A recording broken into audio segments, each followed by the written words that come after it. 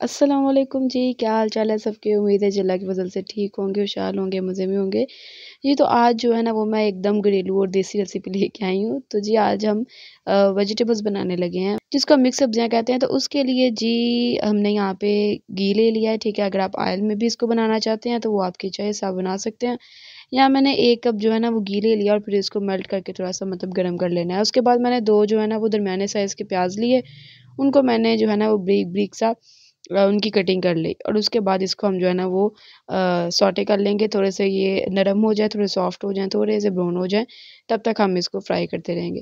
تو جی ویسے تو یہ جو مکس سبزیاں نا یہ نا بچوں کو پسند نہیں ہوتی ہیں، بچے جو ہے نا وہ کھاتے نہیں ہیں۔ تو یہ جس طریقے سے میں اس کی ریسیپی بنا رہی ہوں نا، تو اس کے بعد امید ہے کہ بھائی بچے بڑے شوق کے ساتھ کھائیں گے۔ اس طریقے کے ساتھ جو ہے نا بڑے مزیدار قسم کا یہ مکس سبزیاں بن کے ریڈی ہوتی ہیں۔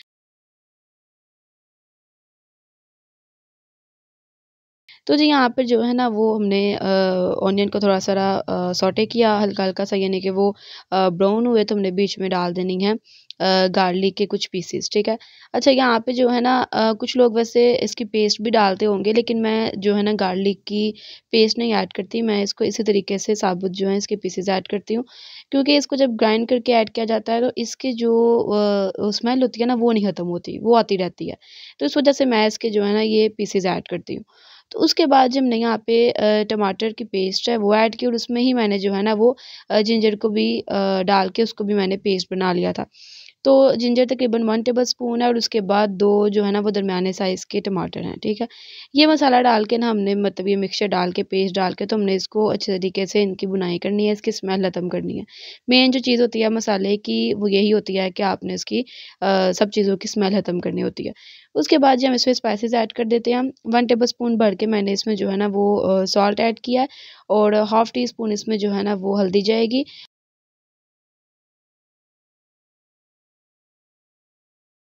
اور جی یہ 1 ٹیبل اسپون میں اس میں چلی فلیکس ایڈ کر رہی ہوں۔ یہ آپ نے بڑھ کے ایڈ نہیں کرنا، تھوڑا کم رکھنا ہے، کیونکہ ہم نے اس میں گرین چلی بھی ایڈ کرنی ہے۔ تو 1 ٹیبل اسپون ہی میں نے اس میں گرین چلی ایڈ کی ہے، کرش کی ہوئی۔ تو اس کے بعد جی جناب والا ہم نے اس کو بھوننا ہے، بنائی اچھے طریقے سے کرنی ہے، اور وہی جو میں طریقہ اکثر کہتی ہوں کہ جب آپ کو لگے کہ جو گھی ہے وہ الگ ہونے لگ گیا یا آئل الگ ہونے لگ گیا اور مسالہ الگ ہو رہا ہے، تو سمجھے کہ بھائی اس کی بنائی اچھے طریقے سے ہو چکی ہے۔ اچھا یہ جو گارلک کے پیسز جو آپ کو دکھائی دے رہے ہیں، آپ نے اس وجہ سے پریشان نہیں ہونا، یہ اب جب ہم اس کی ویجیٹیبل ڈال کے اس کی بنائی کریں گے تو یہ جو ہے نا یہ میلٹ ہو جائیں گے خود بخود۔ ابھی بھی یہ جو ہے نا وہ میلٹ ہو چکے ہیں، تو جب ہم نے اس کی ویجیٹیبلس کو اس کے ساتھ بھوننا ہے تو خود ہی سے اس نے جو ہے نا فوت ہو جانا ہے، خود ہی سے مطلب کہ اس نے نرم ہو جانا ہے، ٹھیک ہے، گل مل جانا ہے۔ اس کے بعد یہاں پہ یہ ویجیٹیبلز ہمارے پاس میں یہاں پہ گوبھی لے رہی ہوں، پھول گوبھی جس کو کہتے ہیں، اس کے بعد یہاں مٹر ہیں، آلو ہیں اور گاجر ہے۔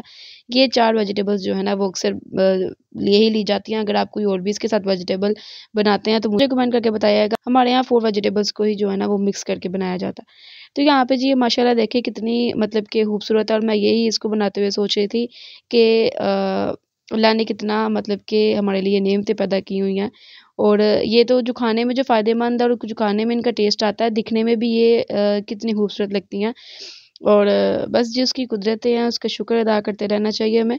تو بس جی اس کو بنائی کرنی ہے اس کی، اور پھر آپ کو دیکھیں گے کہ یہ پانی چھوڑ دیتا ہے نا، تو ہم نے اس میں ایکسٹرا پانی نہیں ایڈ کرنا، بس اس کو ہم نے 4 منٹس کے لیے جو ہے نا وہ بھوننا ہے، اور اس کے بعد اسی پانی میں ہم نے اس کو دم پہ لگا دینا ہے، اور پانی اس میں نہیں کرنا۔ جب ہم دم پہ لگائیں گے تو دیکھنا کہ یہ اور جو ہے نا یہ ویجیٹیبلز یہ پانی چھوڑ دیتی ہیں، تو جی ہم نے ایکسٹرا پانی نہیں ڈالنا۔ تو اس کو تقریباً میں نے 20 منٹس کے لیے جو ہے نا وہ یہاں پہ دم پہ لگایا۔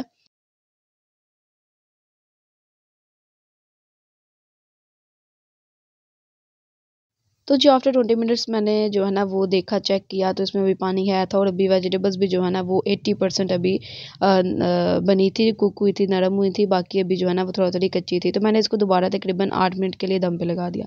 تو یہ دیکھیں جی اب اس کے جی تقریباً ہم نے اس کو آدھا گھنٹہ ہی بالکل ہلکی آنچ پہ لگایا ہے، اور یہاں پہ جی میں یہاں پہ سوکھا دھنیا اور زیرہ کا پاؤڈر جو ہے وہ ایڈ کر رہی ہوں خوشبو کے لیے۔ یہاں پہ کسوری میتھی ہے، یہ ہلکی سی ہم اس میں ایڈ کریں گے بڑی شاندار، مطلب کہ ان دونوں چیزوں سے اس کی خوشبو آتی ہے لاسٹ میں۔ اکثر اچھا کچھ گھروں میں جو ہے نا وہ چیزیں نہیں استعمال کی جاتی، کئی میں نے گھروں میں دیکھے وہاں پہ دھنیا بھی نہیں ایڈ کیا جاتا، ایسے بس بنایا جاتا ہے۔